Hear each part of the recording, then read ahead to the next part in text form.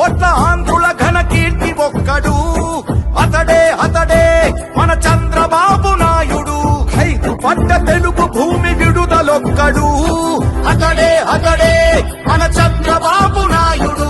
సామాజిక వైద్యుడు, అభివృద్ధికి ఆచ్యుడు, మన అందరి భవిష్యత్తుకు అవుతానని బాధ్యుడు. మాట ఇచ్చి కదిలినాడు ఇంటి బిడ్డడు. జయ హో చంద్రన్న నీకు వందనం, నువ్వు చెప్పిన ప్రతి పథకం ప్రగతి సాధకం. అన్నా చంద్రన్న నీ ముందు చూపు అద్భుతం, నువ్వు తెచ్చిన ప్రతి మార్పు తరాలకే సాధకం. మనందరి ప్రియతమ నాయకుడు ఎన్టీ రామారావు గారి కళ. ఆ రోజు మీరు చూస్తే రాయలసీమకు నీళ్లు లేవు, రాయలసీమ ఎడారిగా మారిపోతుందని అందరూ కూడా చేతులెత్తేసిన పరిస్థితి. అలాంటి పరిస్థితిలో ఒక నమ్మకాన్ని కల్పించిన ఏకైక వ్యక్తి నందమూరి తారక రామారావు గారని చెప్పి నేను మీకు తెలియజేస్తున్నాను.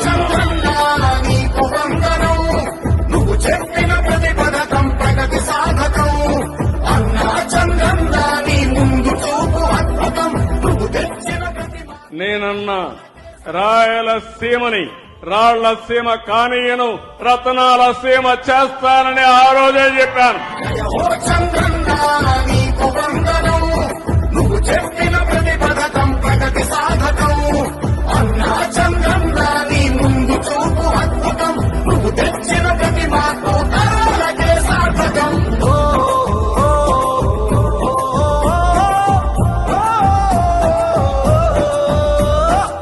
నా పేరు పార్వతి, మాది శ్రాయాపురం గ్రామం. మా ఆయన పేరు బాలును. నాకు 4 పిల్లలు సార్. మా ఆయనకి ఆరోగ్యం బాగాలేదు సార్, కరెంట్ షాక్ కొట్టి. ఏం చేస్తారు చెప్పమ్మా? 4 పిల్లలు సార్. 4 పిల్లలు అయితే 3 ఆడపిల్లలు సార్. ఉన్నారమ్మా? ఉన్నారా? 3 వాళ్ళే సార్.